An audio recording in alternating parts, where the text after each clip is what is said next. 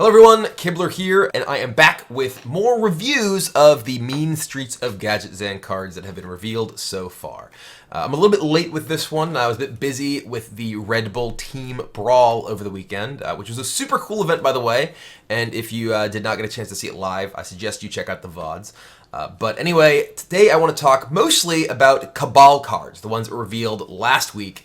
But before I get into that, there was one card that I missed in my review of the Grimy Goon. So I want to just talk about this one because it is a cool one that I don't want to leave untouched. It is Doppelgangster. So first of all, the name is great. It is a doppelganger gangster, so it's a doppelgangster. Haha, get it? But I think this is a card that has a bunch of cool roles that it can fill. One, it obviously works very well with all of the cards that buff minions in your hand from the Grimy Goons.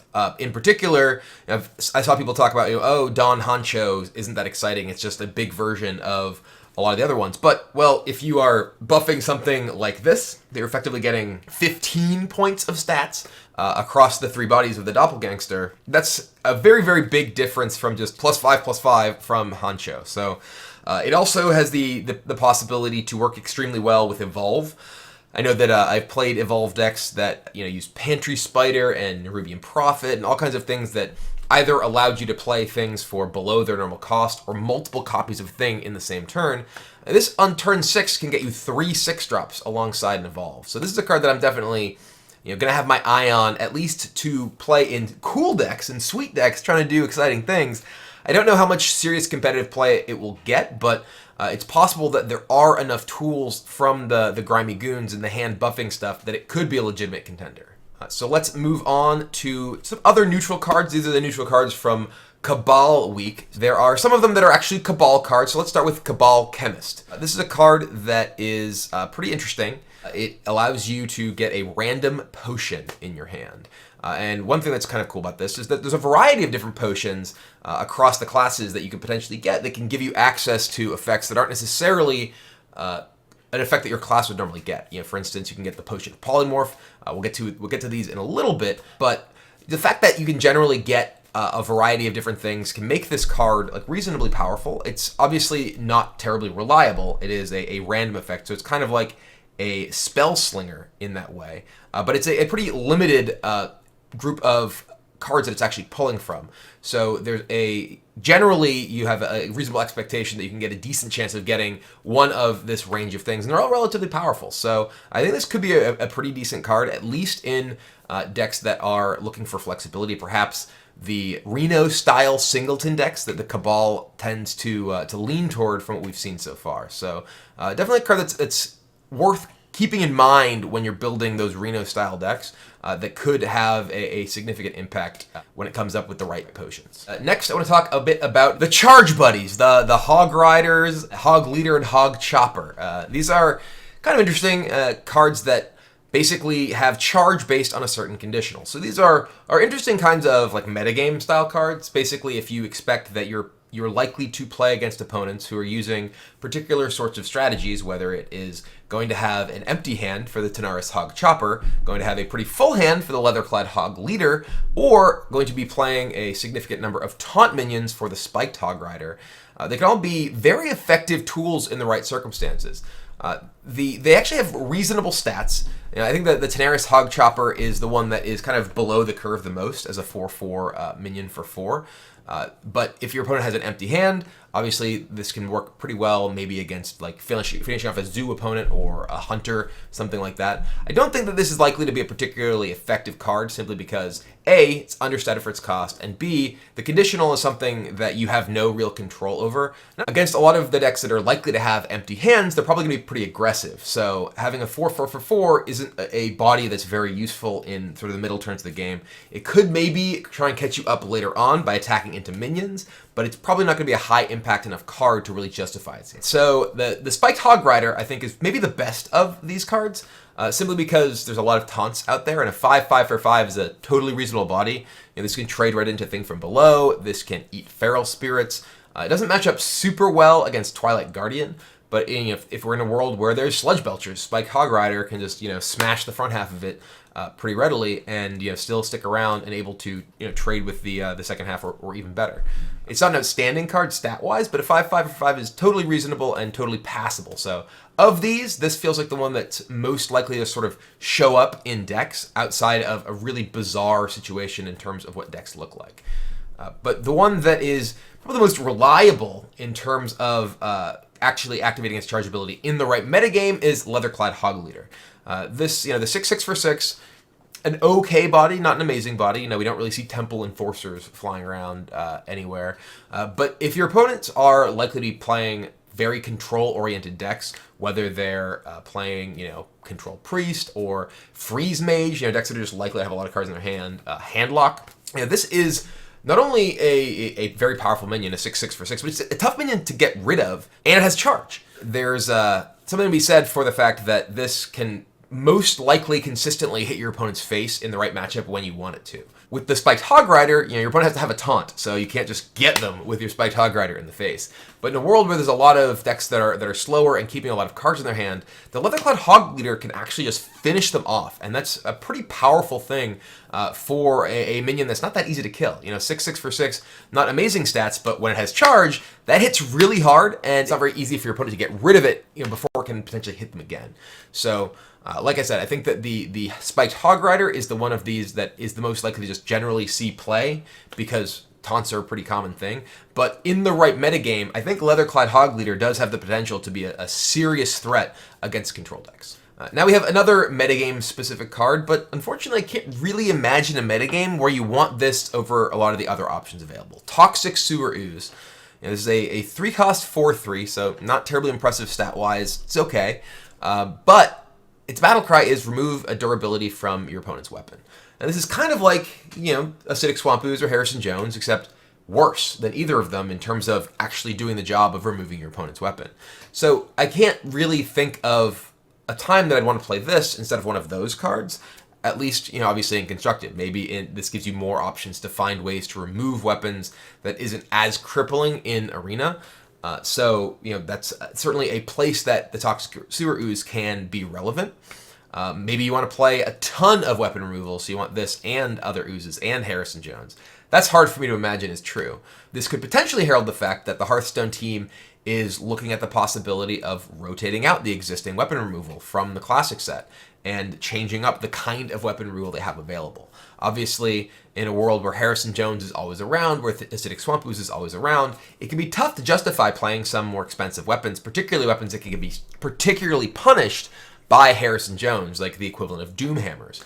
Who's going to play Thorium Knuckles if there's the possibility that you just get Harrison Jones and not only lose massive tempo, but give up huge value to your opponent as well. And that is kind of what Toxic Sewer Ooze offers from a design perspective, is the ability to give you answers to weapons that aren't quite as punishing as what already exists. So I don't really see this as being a card that is likely to show up in Constructed, but I can definitely see why it exists in sort of the bigger picture. All right, next up we have Bomb Squad. Speaking of cards that are more likely to be relevant in Arena than Constructed, a 5-cost minion that does 5 to an enemy minion. All right, that's actually pretty powerful. The battle cry effect is strong, though the death rattle of dealing 5 damage to your hero is pretty punishing. This is not really like a great card advantage style removal minion for a number of reasons. One, the body is very small. This is kind of like a bomb lobber, except you're getting a smaller body. It is targeted, of course, but it has a major drawback of dealing damage to your hero. This is another card that could be potentially an all-star in a deck that's able to avoid its death rattle effect. Potentially if I'm playing an evolved deck, Bomb Squad can do the same job as Moat Lurker, sort of theoretically did, though this is a cheaper way to do that and thus easier to combine with Evolve or with Master of Evolution, etc. It is amusingly very good if your opponent has just a singleton Sylvanas in play, you have no other minions. Your opponent has a Sylvanas. You bomb squad their Sylvanas. They take the bomb squad, and you have set them up with a bomb, and can blow that up at your leisure in the future. So I don't think this is a card that's likely to see any general constructed application, but in the specific instances that people do have ways to mitigate those death rattles, whether by returning the card to the hand or by evolving it or something, it may have a home in those sort of niche style of decks. And last of the neutrals we're going to talk about today is Burghley Bully. This is a card that's kind of interesting. You know, it's a 5-cost 4/6, which is not really a stat line that we tend to see on a lot of really high-level competitive minions. We saw like Spectral Knight that was a 4/6 that saw a reasonable amount of play, though obviously that's a very specific ability in terms of protecting it from spells.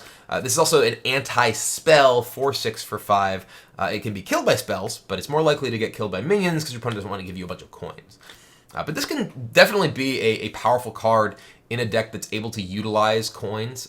I imagine something like a Tempo Mage deck with Flamewaker, or a Miracle Rogue deck with Auctioneer and with Edwin and things like that could make use of this effect for sure. That said, those decks tend to be like pretty tight in terms of the kind of cards that you actually tend to play in them, because they're very much built around efficiency and being able to get through your deck quickly and things like lots of card draw. And Burghley Bully is a purely sort of reactive style of card. It's not like a Tomb Pillager where you're guaranteed to get the coin essentially when the Tomb Pillager dies. It's a threat your opponent has to deal with, you get yourself a coin. Burghley Bully isn't guaranteed to get you anything, and because its stats aren't particularly impressive, your opponent is in many cases going to be very likely to be able to kill it without actually giving you anything. That said, as a Priest fan, I know that a 4/6 minion that is difficult to deal with spells can potentially be a serious nightmare if you're playing like a trolling style of Priest deck. So I don't want to undersell this, because when this is able to get you 1 or even 2 coins, it can be very powerful, accelerating you and potentially enabling those spell synergy cards you have. But I don't see that this necessarily finding a home in any existing decks as the format stands right now. And last, and in fact least, of the neutral cards is Backstreet Leper. This, I think, is mostly a card that will cause people to sing Backstreet Boy songs and will have no other impact on Hearthstone play. Moving along to Warlock. Let's start with Abyssal Enforcer. This is essentially a Hellfire tacked onto an Infernal. It's an upgraded Infernal, costs 7 mana compared to 6 for the regular Infernal, with Battle Cry of Hellfire. Deal 3 damage to all other characters. And this is a very powerful card, because obviously getting a board clear attached to a body means that you're able to get a tempo advantage if you are able to remove a bunch of your opponent's minions, stick a body to the board. One thing that I really like about this, and this is a Warlock card, but we're seeing this in other factions a lot in this set too, is that there's more symmetrical area effect cards in Mean Streets of Gadgetzan than any other expansion. We have the Abyssal Enforcer. There are a number of cards we're going to get to very shortly that enable players to have more efficient board clear than they've previously had access to, at the cost that it affects their own board too. And this is very important, because I think that one of the reasons that Hearthstone has always been such a tempo-based game is because, obviously the fact that you can attack minions into minions means that someone who gets ahead on board is going to tend to stay ahead, barring something that wipes the board, resets things.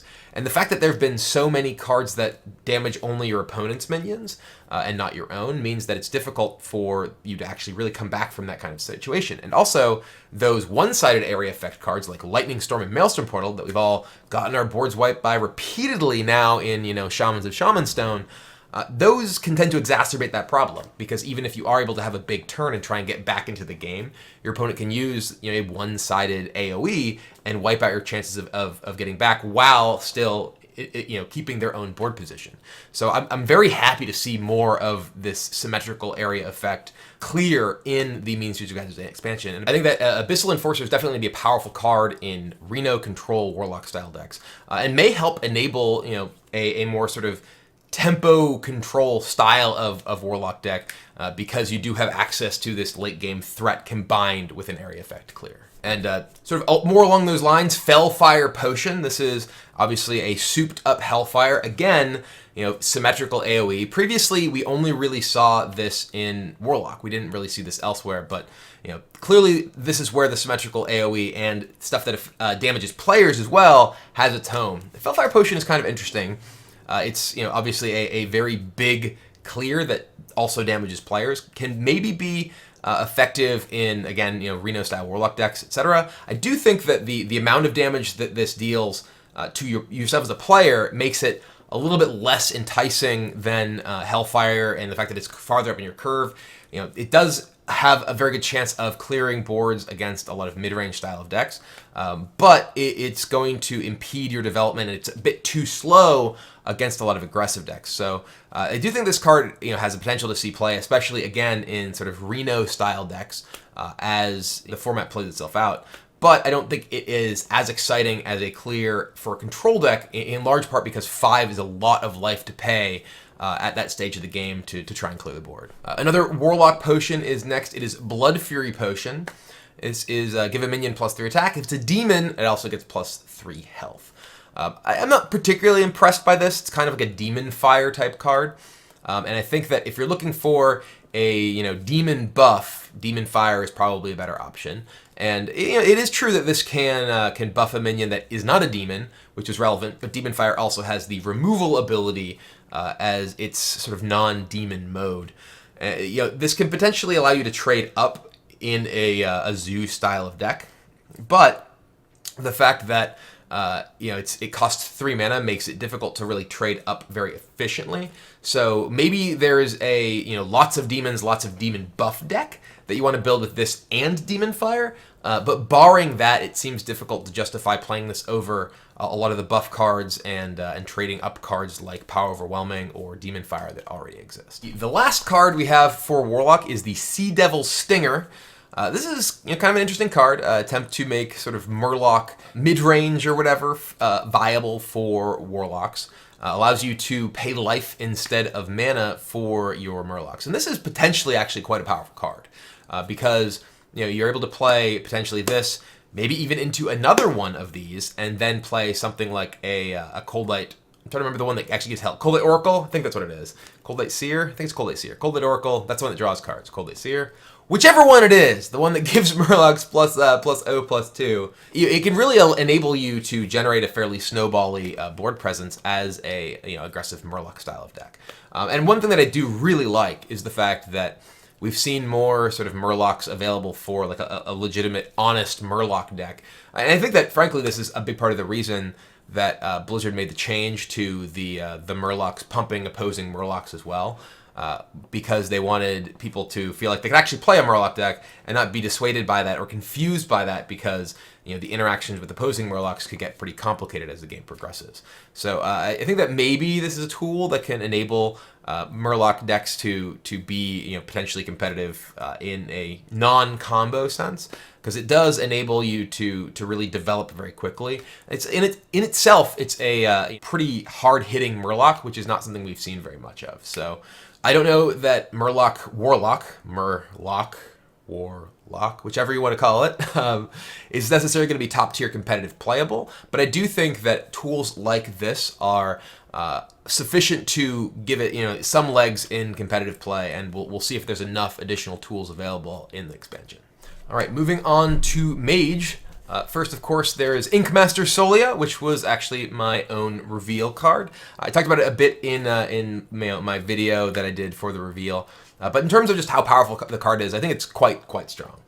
I think that it is a card that will clearly not only be a cornerstone of Reno Mage decks, but even once Reno potentially rotates out of Standard, I can imagine Inkmaster Solia with the right tools surrounding her being a reason to continue playing a solitaire Reno style of deck as a mage. Maybe not quite enough, just because one of the real problems that a controlling mage deck has is its lack of life gain. But if there are tools to make up for that in the future, I could possibly see Inkmaster Solia even justifying playing a singleton mage deck with Reno gone, simply because it can be such a swingy effect, whether it's playing this into a Firelance Portal, just have a huge board swing in a turn, or along with Kazakus and playing a 10 mana custom spell. I've seen a lot of people say that you'll play this with Pyroblast. I don't really think that's likely to be the case, because I think you're more likely to see Inkmaster Solia in decks that don't really care about doing 10 points of damage to a target, not really trying to burn their opponent out. You're much likely going to want to play this into a Flame Strike or into a Kabbalist Tome, into something that is generating a board and tempo advantage rather than just trying to explode your opponent. It seems exciting that you get to play a 10 mana spell for 0, but you're not really that interested in the 10 mana spell, especially in the times that you don't actually have Inkmaster Celia. You're much more interested in card advantage and board advantage than just burst damage in the style of deck you're likely to want to play the card in. So anyway, awesome card. I'm definitely going to be playing a lot of decks with that one. Another awesome card is Cabal Crystal Runner. This is kind of like the mage Thing from Below. And unlike Thing from Below, it doesn't cost 1 less, it costs 2 less for each secret you've played. And I think this is a harder card to enable pretty clearly than Thing from Below, just because secrets are something that you have to put into your deck and then draw in order to enable this, whereas Thing from Below, clearly the Shaman Hero power is available every game, and you can just get its cost reduced pretty quickly. This card, though, with just a single reduction is actually pretty efficient. Getting a 5/5 for 4 mana if you've just played a single secret is a pretty good deal, and obviously being able to play a 5/5 for 2 or 0 mana late in the game alongside, say, a board clear effect or something else can be very, very powerful. So I'm interested to see if there are more secrets. We've seen one, which I'll get to in a moment, but right now the mage secrets are kind of difficult to justify playing in a lot of decks. There's obviously Ice Block, which is great in controlling mage-style decks. And then there's, what else are you really looking to play? Mirror Entity has a lot of risk when, your opponents are playing lots of small minions. It's difficult to justify playing Counterspell in a world where, half the time your opponent has the coin. Maybe Spellbender if there's a very targeted removal based metagame you could justify, especially with some of the other secret synergy type stuff that does exist. But I've seen a lot of people mention that they think this card is like totally busted, and I think it's very strong, but I think that the number of things you have to do in order to make your deck work with Cabal Crystal Runner is likely to be a pretty high cost, at least unless we see some duplicate style secrets that we have not seen just yet. So definitely a card that I'm excited to build decks with, but I don't think one that's quite as overpowered as a lot of people seem to think. So next up is Potion of Polymorph. Now this is obviously another potion, so works with the Cabal Chemist, and B, a secret that works with the Crystal Runner. This is a weird secret to me though, because this is kind of a secret that works more or less just like Mirror Entity in terms of the way that you want to play around it. Obviously, there are specific cases where you want to play a Doomsayer into Mirror Entity, blow up your opponent's board, but it doesn't work very well into Potion of Polymorph. But in particular, you want to play a small minion into a Potion of Polymorph because you want to minimize the value your opponent gets from it. It's a pretty easy secret to play around in that sense, depending on the, obviously, of course, depending on the deck you're playing. But because so many decks with cheap minions tend to be powerful, it's difficult for this card to be really something that you can justify paying full retail price for, because people can generally play around it quite well. It's also the sort of card that you might want to play this and Mirror Entity in the same style of deck because they're like tempo style secrets. And again, your opponent just wants to play around them in basically the same way, so it's difficult to get sort of an edge by tricking them as to what your secrets are. I do think that this could be a powerful card, specifically in a metagame where there are lots of big minions. Mirror Entity was at its best always against like mid-range Druid back in the day, because it was difficult for them to really find an opportunity to play a small minion without really messing up their curve. But it does offer another secret that unfortunately, in my mind, really plays the same way as one that already exists. But if you are looking to build a sort of tempo mage style deck with Cabal Crystal Runner, it's another card that you can play alongside perhaps Mirror Entity in order to fill those secret spots. All right, next up, another secret synergy card is Cabal Akey. This is kind of a weird card to me because Cabal Akey, effectively it's a Kirin Tor Mage, but instead of costing 3 mana, which is the general cost of Mage Secret, it costs 1 mana. So you essentially get a 2 mana discount on your secret and a 2/1 body, but you still have to pay up front the cost of each of these cards, in terms of the actual raw card that you're getting out of them. And the 2/1 from Cabal Akey is pretty weak, frankly. You're not going to have this minion that is good at exchanging in combat against a lot of other things. It can easily be killed by a lot of hero powers. So say you play Cabal Akey on turn 1 into Mirror Entity, Potion of Polymorph. Your opponent's going to be at a point in their curve where they can play something very weak, very low impact into your tempo secrets. Are you playing Spellbender, Counterspell? There's not that many great secrets to just curve out with in Mage right now. It feels like the best secrets are all pretty control-oriented with Ice Block. Specifically, Ice Block and Ice Barrier, I think, are really the best mage secrets right now. They don't really feel like they fit into a deck with Cabal Akey. So I do think this is a very powerful card in terms of what you're getting out of it. It's mana acceleration in terms of a very small subset of cards, but the specific secrets that you actually want to play in a deck that's looking to play a 2/1 are not really clear to me. So I think this is a card that might just not have a home in terms of the support that it needs to be a very powerful card right now. And last but not least is Volcanic Potion. And I mentioned during the Warlock section, I'm really happy to see more symmetrical area effect spells. Volcanic Potion is one of those. And this is, I think a very potentially powerful card for controlling mage deck, because right now, a lot of controlling mage decks basically have to try and defend themselves just with spot removal in the early game, maybe try and set up some sort of spell power with Arcane Explosion. But mostly, again, Arcane Explosion is costed for being a asymmetrical removal spell, so you're not getting a great deal on your actual area effect. But Volcanic Potion, killing all of your opponent's totems guaranteed, is going to be potentially quite powerful. You could even play it and ping to get something that's a little bit bigger. Doing a little bit of incremental damage is much more powerful in Mage than it is in some other classes because of that hero power. So, even if your opponent does have things that are outside of the range of your AoE, you do have the tools to finish them off. So I think this is a very powerful tool for controlling Mage decks to give them a way to stay in the game in the early turns if their opponent does manage to get a little bit ahead on the board. Playing against something like Zoo is often very difficult for a controlling mage deck because you have to rely on drawing a combo like Frost Nova plus Doomsayer, or you need to survive the early turns until you get to Blizzard or Flame Strike. And again, those are cards that are costed for being asymmetrical, so they're not really great when you're just trying to control the game and not really playing your own minions to pressure your opponent. Volcanic Potion, though, it is very powerful at clearing out those early minions and buying you time to actually maybe bridge to those more expensive removal spells and your minions and such to actually win the game. So I'm very happy to see Volcanic Potion, and I'm certain that I will be playing it in quite a few of my Control Mage decks when the expansion comes out. And last, but certainly not least, is the card that I'm probably the most excited about in the entire expansion, which is Raza the Chained. It's a card that Amaz revealed that is a Reno Priest card, and those of you who've been following me for a while probably know that I was a big fan of playing Reno Shadow Priest for a while before the introduction of the standard format. And Raza the Chained is incredibly powerful in that kind of deck because A, it's super strong just generally to give you the ability to tempo heal your minions or yourself, not have to worry about spending, keeping extra mana left over to keep yourself or your minions alive just in the general course of the game.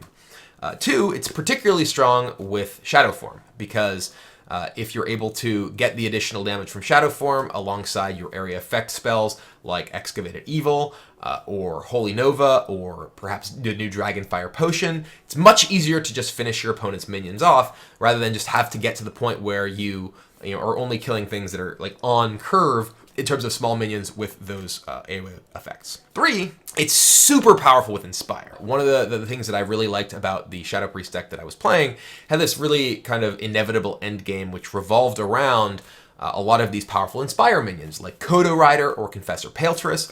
And one of the things that was problematic about those cards was that you needed to really get late in the game to be able to play them, use your hero power, sometimes for little to no effect, and generate their Inspire ability. With Raza the Chained, you can play your Inspire minion on curve, like a Kodo Rider on 6 or Confessor on 7, and immediately use your hero power for free in order to generate that Inspire effect. And that is hugely powerful. You're getting a massive discount on the effective board presence and game impact that you're generating thanks to that free Inspire trigger, essentially. So this card, I think, for me, will pretty much single-handedly resurrect my interest in playing Reno Shadow Priest. And before I was like, ooh, dragons are awesome. And now I'm really torn as to what I want to invest my time in building right off the bat when the expansion releases. So let me know what you think.